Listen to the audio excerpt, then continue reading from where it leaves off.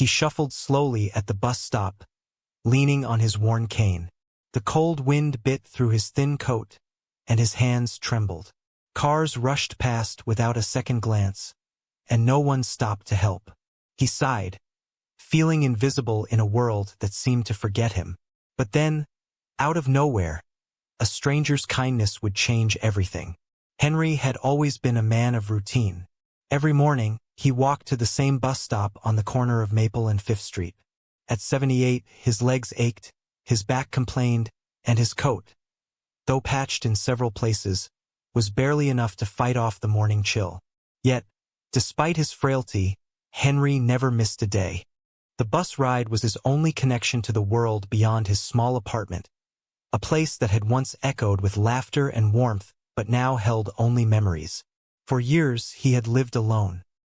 His children had moved far away, busy with their own lives, and his wife had passed a decade ago.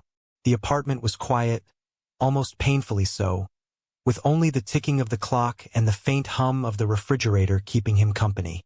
Some days, the loneliness was heavy, like a blanket too thick to shake off. But Henry never complained. He understood life's rhythms, its joys, its losses, and its quiet moments in between. Every morning, he would shuffle down the street, cane in hand, stopping at the corner to wait for the bus. He watched the world pass by. The hurried commuters, the mothers dragging children in strollers, the teenagers with earbuds lost in their own music. He smiled when he could, nodded politely when someone greeted him, but more often than not, the world seemed to move without noticing him. Today was no different. The wind carried a sharp edge, biting at his ears, and Henry wrapped his thin scarf tighter around his neck. His hands, stiff from age, fumbled slightly as he adjusted his bag over his shoulder. He watched the buses pass, already full of young faces, all too busy to see him standing there. He sighed softly, shifting his weight from one foot to the other. Henry's mind wandered back to the early days when he would walk his wife to the bus stop, when laughter filled their kitchen, when he wasn't invisible.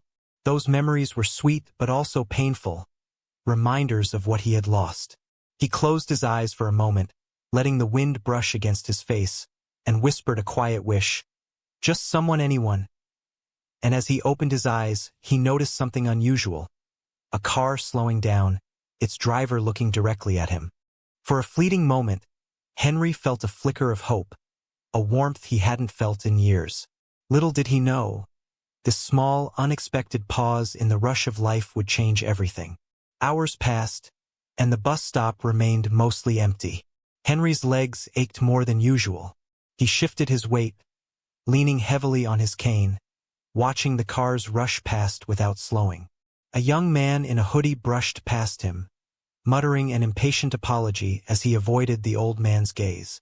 Another woman on her phone barely glanced in his direction before stepping onto the curb, nearly bumping into him.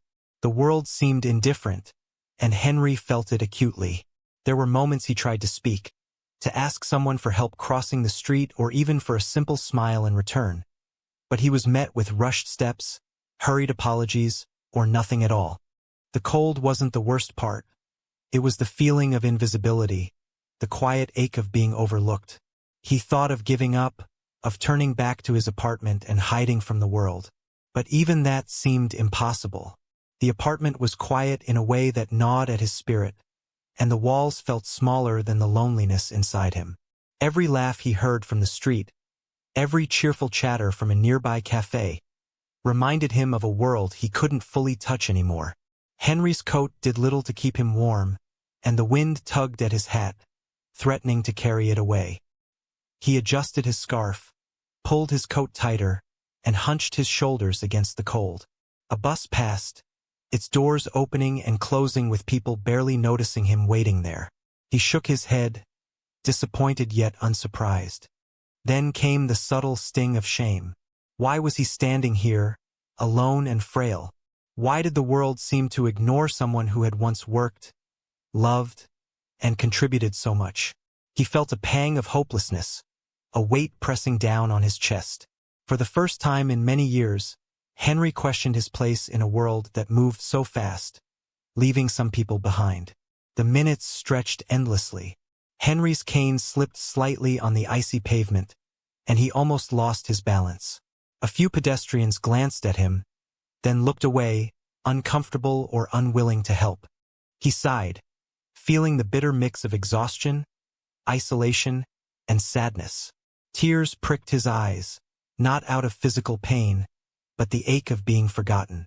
Henry leaned heavily against the bus stop pole, watching the world continue without him. The cold seemed harsher, the silence deeper, and the loneliness more pronounced. He closed his eyes, feeling the weight of the years pressing down, convincing himself that maybe, just maybe, no one would ever notice him again. A sudden honk jolted Henry from his thoughts. He opened his eyes to see a car slowing down, its driver looking straight at him.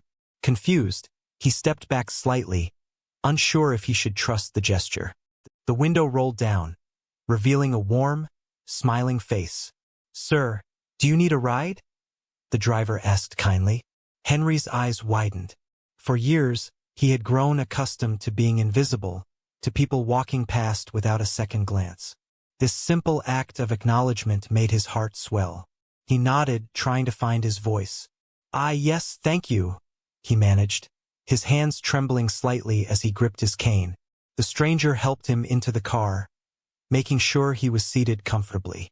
They chatted lightly during the short ride, the driver asking about Henry's day and listening with genuine interest.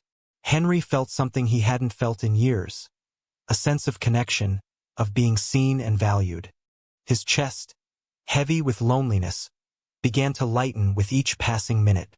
When they arrived at Henry's apartment, the driver didn't just drop him off. They waited until he was safely inside, helped carry his bag, and even shared a warm smile that lingered in Henry's heart long after the car drove away. For the first time in a long while, Henry felt hope. He realized that kindness didn't have to be grand or heroic. It could be small, unexpected, and deeply human. Henry's days slowly began to change after that.